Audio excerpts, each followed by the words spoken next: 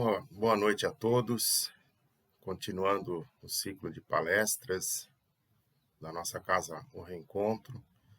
Meu nome é Vicente e hoje nós vamos falar sobre a obsessão, algo que acomete muitas pessoas, que as levam a tratamento na casa espírita e é algo que seria interessante a gente tocar nesse assunto, porque tem muito a ver com a nossa vida mental, o processo da mediunidade, e, e é uma coisa que faz parte vamos dizer assim, do nosso processo evolutivo, né? O que vem a ser a obsessão?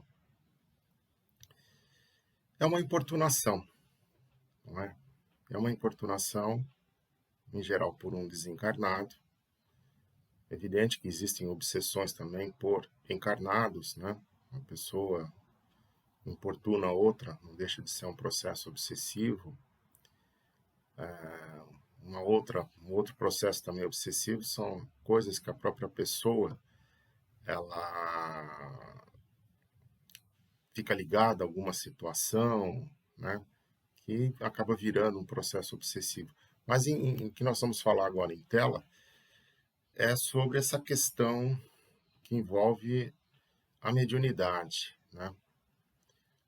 Que nós vamos tocar aqui não foi só aprendida em livros, mas também experiência nessa parte, trabalhando em trabalhos de desobsessão e nesses últimos, vamos dizer assim, 30 anos, né? Muito bem. O que acaba acontecendo? O que é o cerne de um processo obsessivo? Primeiro, tem a ver com a questão do seu tônus mental. Você cria um campo magnético à tua volta, o teu pensamento cria um magnetismo que entra em sintonia com consciências desencarnadas que vibram na mesma frequência que você. Essa que é a realidade. Evidente também que tem, além disso, às vezes um processo kármico, processos que aconteceram em outras vidas e acaba tendo um processo de, vamos dizer assim, de reajuste, não é? E então essa questão da frequência mental, ela é fundamental nessa questão da obsessão. Evidente que o processo obsessivo ele ocorre em uma escala, uma gama muito grande, né? Às vezes um processo leve e às vezes casos de possessão, né? A pessoa ficar totalmente transtornada. No campo da psicologia, às vezes fala no caso de um surto psicótico, né? Mas a gente tem que analisar também essa situação. Não que não devemos levar em consideração algum problema que a pessoa tem orgânico, que necessita de um tratamento, né, na questão neural, mas às vezes o processo obsessivo leva a essas lesões, a essas situações, né? Inclusive até isso comentado por Kardec no livro dos Médiuns. O processo obsessivo sempre nasce, né, da tua conduta mental, da maneira como você vive, dos atos que você realiza. Isso vai criar à tua volta, como já falamos, um campo, né? Um campo mental que vai atrair ou não. Essa definição de campo, né, na física, se estuda isso por exemplo, na eletrostática, né? Uma carga, ela cria um campo, né? Em questões, vamos dizer assim, até astronômicas, por exemplo, o Sol, a nossa Terra, cria um campo gravitacional, acaba tendo um processo de atração. Seria algo similar, né? O teu pensamento é que vai definir quem vai ficar do teu lado, quem são as pessoas com quem você vai, vamos dizer assim, atrair do outro lado. A população do outro lado é muito maior do que aqui, né? Hoje nós estamos chegando na casa de quase 8 bilhões de pessoas encarnadas. A população da Terra, por mensagens mediúnicas, informações, ultrapassa 25 bilhões de espíritos, né? Falando de todos os níveis, né? Tanto entidades, nos seus diversos graus de evolução, tá? Mas a população do outro lado é maior. Então você fica à mercê de, vamos dizer assim, fica mais vulnerável, não é? Então, e como a gente faz para se livrar dessa situação, né? Porque os estados de perturbação são inúmeros, tanto em nível mental, o mal-estar que isso cria, né? Às vezes um processo de uma doença acaba, vamos dizer assim, mexendo no seu perispírito e isso acaba, consequentemente, verte para o corpo, né? O nosso corpo tem assim uma função como se fosse um mata-borrão do perispírito. Porque toda doença, quando aparece no corpo físico, quem adoece primeiro é o perispírito. E adoece por causa dos teus pensamentos, por causa da sua atitude mental em relação à vida, em relação às vicissitudes, né? Como você lida com os problemas do dia a dia, né? Que envolve aquela questão de você... Hoje utiliza-se muito isso, né? O conceito da resiliência, que é um conceito da área da física, que trata da resistência dos materiais, né? E é a capacidade do material sofrer um impacto, né? Ou uma dilatação e voltar ao seu estado normal.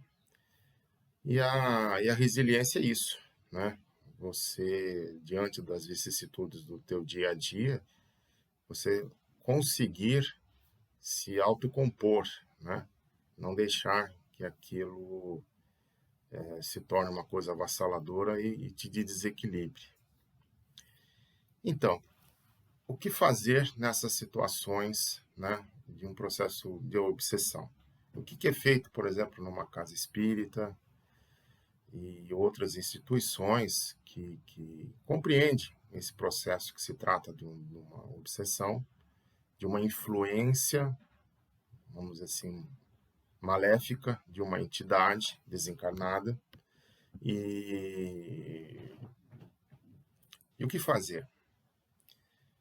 Isso tem a ver na sua mudança do comportamento. Você, primeiro, é o que é sempre ensinado, a reforma interior, né? A substituição daquele homem velho, como ensinava Paulo, a substituição daquele homem velho, né, daquele comportamento velho por um comportamento novo. E isso tem a ver com a mudança do seu modo de viver, do seu modo de pensar. O próprio Jesus, já nas suas andanças, né, naquela ocasião, já dizia, né, para aqueles: vá e não peques mais, né? Quer dizer, ninguém vai, como por exemplo aquele caso da mulher adúltera que ia ser apedrejada, e Jesus disse a eles: quem não tiver pecado, que atire a primeira pedra, né? E aí todos tinham, né? Evidente, ninguém atirou. E aí a mulher perguntou para ele, né? Desse comportamento, né? E aí ele disse para ela: vá e não peques mais, quer dizer, modifique-se, né? Deixe de agir desse jeito. O João Batista, né, nós já até comentamos num outro vídeo que nós fizemos, ele foi um essênio, ele viveu entre os essênios. E esse comportamento da modificação, né, de você utilizar a água como um processo de limpeza, né, trazia uma situação psicológica para a pessoa, para ela esquecer tudo o que era a vida dela, o que ela vinha fazendo, e se transformar numa pessoa nova. A função do batismo tem a ver isso, né? Você se transformar numa outra pessoa. É um simbolismo, vamos dizer assim, é um recurso, vamos dizer assim, espiritual, evidente, psicológico, que te ajuda a você modificar o teu pensamento. Porque, na verdade, é mudança de sintonia. Da mesma maneira que você tem um rádio, você liga lá, tem lá, às vezes, uma música que te agrada e outras que não. Então, você muda o dial, você muda a tua sintonia. Né? Pega uma rádio que traz mensagens boas, músicas boas e coisas e outras não é? E você pode observar quando você coloca às vezes uma rádio que traz notícias pesadas, aquelas coisaradas todas que todos já sabem, e às vezes e uma rádio que, por exemplo, traz uma música clássica, você vê o ambiente fica diferente, não é? É o mesmo raciocínio. Então essa mudança, né, vamos dizer assim, esse antídoto para que você não fique à mercê de um processo obsessivo, que isso é uma coisa que vai ser no tocante ao médio a vida toda, né? O orai e vigiai, tá aí um outro ensinamento do mestre, tem a ver com isso. Ele não falou à toa isso, né? A oração é um processo de você sublimar, né? De você se elevar. É uma maneira de você mudar de sintonia, né? E vigiar o quê? Os pensamentos, não entrar em confusão, não entrar em debates e conversas inúteis, confusões do dia a dia, né? No trânsito, no trabalho. Hoje em dia, esse problema que nós estamos vivendo da pandemia é um outro elemento estressor também, não é? A gente vê muita gente aí, alguns se cuidando, né? Usando máscaras, tudo, outros não, né? Isso não deixa de ser um elemento estressor também, né? E pode causar um desequilíbrio. Então, a gente precisa manter, não é fácil. É um outro passagem do Evangelho, a porta estreita, não é? A luta é constante. Eu desde pequeno, né? Pelo menos tive sintomas de processos obsessivos, problemas, evidentemente, kármicos meus, de outras vidas, problemas que neste momento estavam, vamos dizer, preparado para poder suportar tudo o que aconteceu. E eu tenho uma recordação mais detalhada desde os meus 14 anos, né? Eu não sabia o que era. Cheguei aí fazer tratamento com o médico, tudo. O médico achava que eu estava utilizando psicotrópicos e ele não estava entendendo nada. E aquela voz que sempre me acompanha desde criança, naquele momento disse: não abra mais a boca, ele não está te entendendo e não volte mais aqui. Para mim, aquilo era um pensamento meu, né?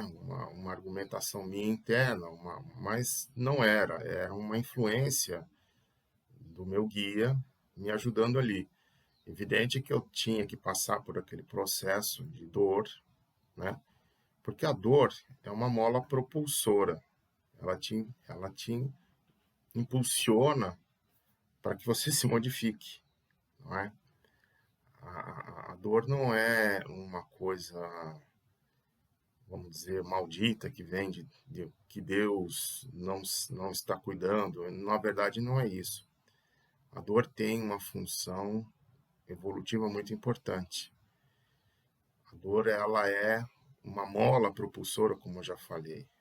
Ela te impulsiona para frente. E aquele que não absorve essa situação, não se modifica, a dor vai continuando, né? Até que você amadureça e entenda que você precisa se modificar, porque faz parte do seu processo evolutivo. Ah, mas eu não acredito em espíritos, eu não acredito em nada disso que você está falando.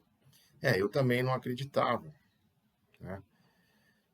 Mesmo sofrendo aqueles processos desde criança, apesar de hoje trabalhar na área de direito, mas eu tenho uma formação na área de ciências exatas, uma questão bastante, vamos dizer assim, racional das coisas, tudo. Mas eu só fui mesmo perceber que aí existia algo além desse lado da matéria aqui, que nós não somos um mero aglomerado de átomos e moléculas, né? Não somos assim um processo só de energia condensada, falando assim num português próximo da física, né? A matéria ela se manifesta em vários estados. E esse plano de vida, que é o plano espiritual, você lá está num outro estado da matéria, né? E, e aí você tem aí um outro manancial, uma outra realidade, né? Mesmo para aqueles que não acreditam em nada, depois que desencarnam e acordam do que vai ver, né? Puxa vida, né? Eu dizia que não era assim e as coisas não são desse jeito. Existe realmente algo, né? A vida continua. E veja, eu até às vezes faço assim uma pequena colocação em relação à estrada de Damasco de Paulo, né? Que ali foi um processo de transformação dele, né? Saulo, Saulo, por que me persegues, né? Ele estava indo para Damasco, para ir atrás de Ananias, e depois foi Ananias que o curou, né? Aquele processo da vista, toda aquela história toda que vocês conhecem. Fica aqui uma sugestão, quem não sabe de mais detalhes, o livro Paulo e Estevão, né? E também traz também informações no Atos dos Apóstolos, né? Mas com uma forma mais detalhada foi ditada por Emmanuel, né? Ali tem a história de Paulo e Estevão, que o primeiro perseguidor do cristianismo, né? Que foi Paulo, e a primeira vítima, que foi Estevão, né? E aí eles, de certa forma, acabam trabalhando juntos, né? Paulo de um lado e Estevão do outro. Então, cada um, eu chamo de que passa por um processo de dor, tem a sua estradinha de Damasco. E eu tive a minha estradinha de Damasco também. Ainda bem moço, né? Eu, dos 14 até os 21, eu passava por aqueles processos obsessivos e não sabia o que era. Às vezes eu relatava coisas, mas ficava mas parece que você não está muito bem da cabeça, não é verdade? E aí você tem que analisar o que está acontecendo. E é naquele processo que eu estava, né, quando chegou nos 21 teve uma eclosão, tive que parar a faculdade, tudo. Na época eu cursava engenharia e eu fui ao centro espírita, né, fui levado, né, falei, porque a coisa estava tão que você falasse, só come vidro moído que vai melhorar você, né, fazendo assim uma analogia, né. E eu fui, né, e evidentemente sempre com aquela questão da racionalidade, o que é isso, o que é aquilo. E eu quando eu fui para o tratamento, né, do chamado de desobsessão, que hoje eu chamo de um processo de evangelização dessa entidade. Eu, ao entrar, passar do corredor foi lá na Seara Bendita, lá no Campo Belo, aqui em São Paulo. O trabalho de desobsessão chamava-se P3E, né, que é vamos dizer assim, um trabalho de uma forma ditada pelo espírito de Louis Pasteur, né, padronização da dinâmica de passes, né, de tratamento espiritual. Quem tiver oportunidade, quiser ver, essas coisas estão num livro chamado Passes e Radiações, de Edgar Armond, muito interessante. E quando eu estava no corredor, naquele mal-estar que eu estava, aquela situação, né, bem desagradável tudo aquilo, ao entrar na sala, parecia que eu tinha passado, algo tinha ficado do lado de fora. E eu pressenti, falei, não, realmente tem alguma coisa. Falei, agora eu não saio dessa sala, como é que eu vou sair, né? Como é que... Aí eu fiquei raciocinando, não, realmente tem, não é possível, né? E aí você, evidente, vai estudando, vai sentindo, vai entendendo, né? Distinguir o que é pensamento teu, o que é aquela voz que me ajudava desde criança, que me ajuda até hoje. E é isso, né? A leitura do Livro dos Médiuns, entender o processo da mediunidade.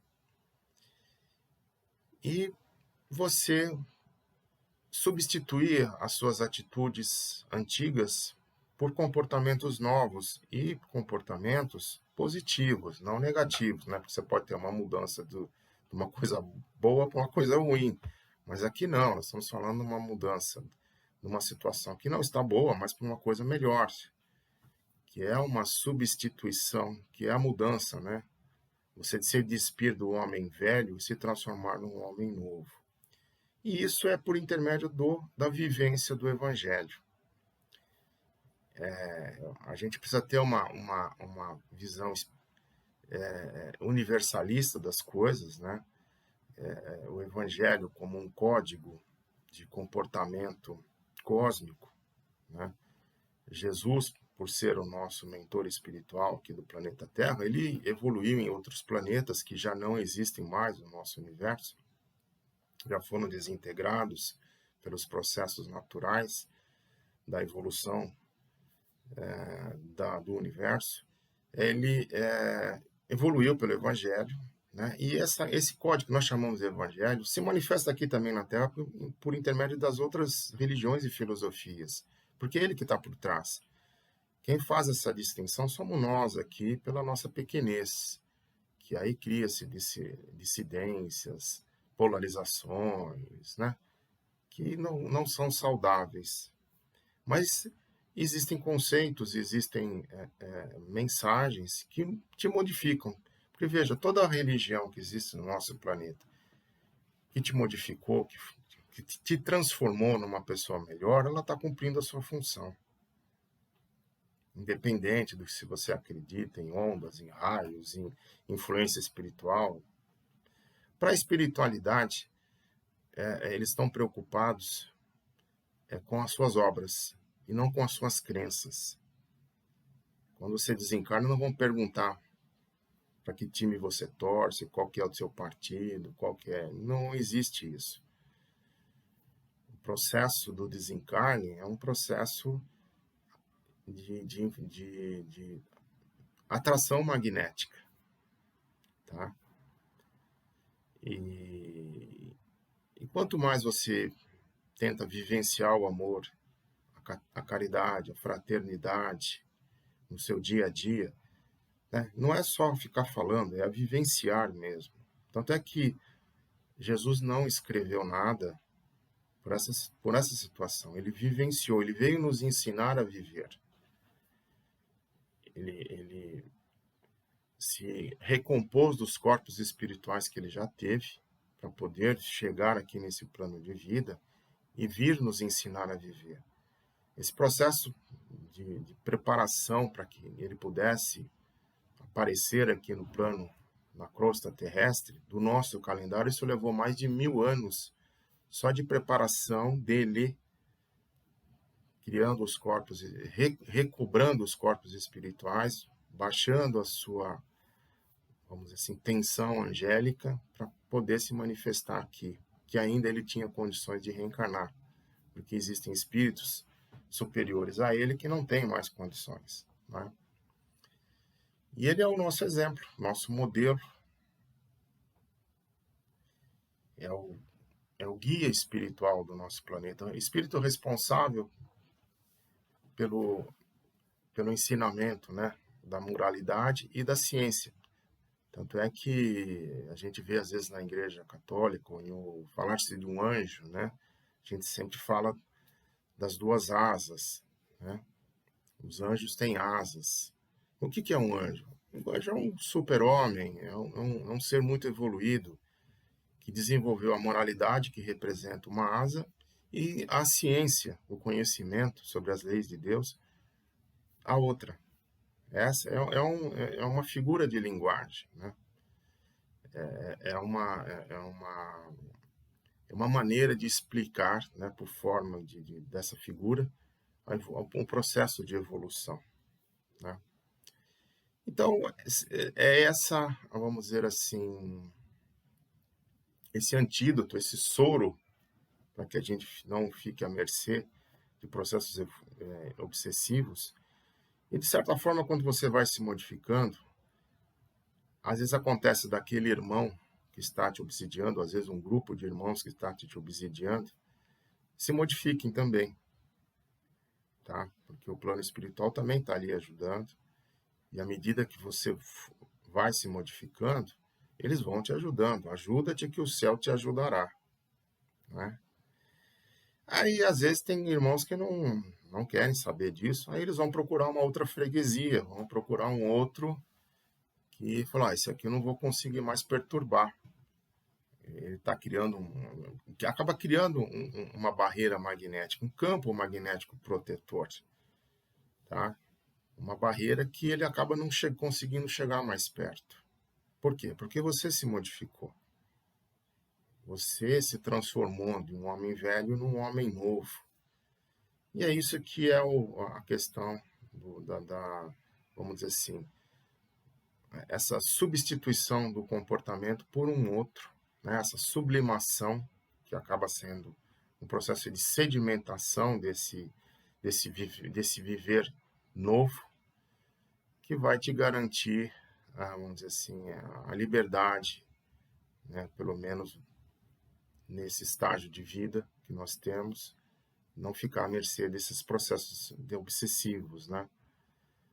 Porque em planos angélicos, em planetas mais evoluídos, isso já não existe mais. Existem outros problemas, outros aprendizados, mas esse processo da evolução que nós temos aqui acaba sendo uma mola propulsora para a tua evolução, um processo obsessivo, tá bom?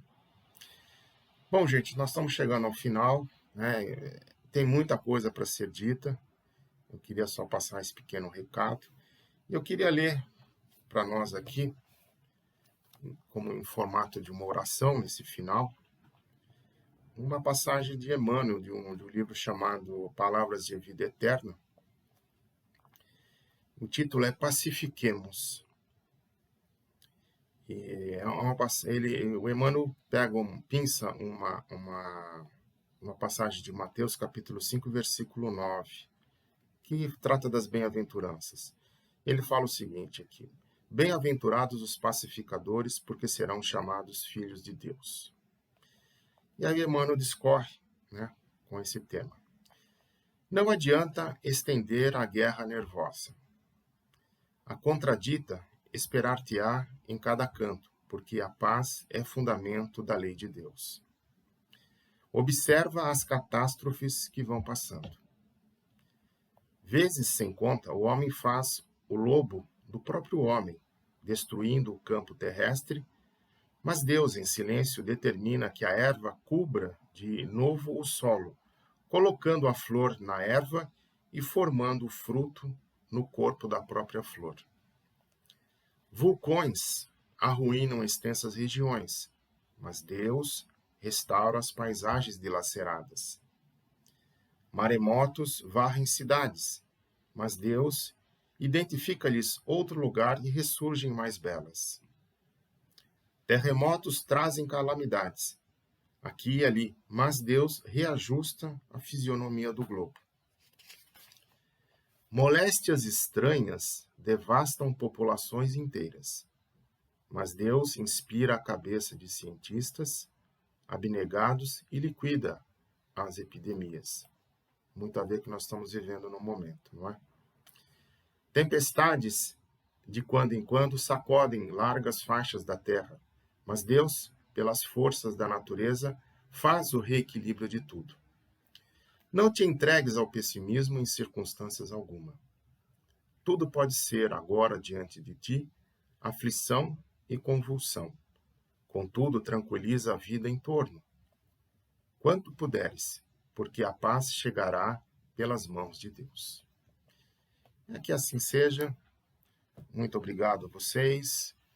Tenham uma boa noite. Fiquem com Deus e até a próxima.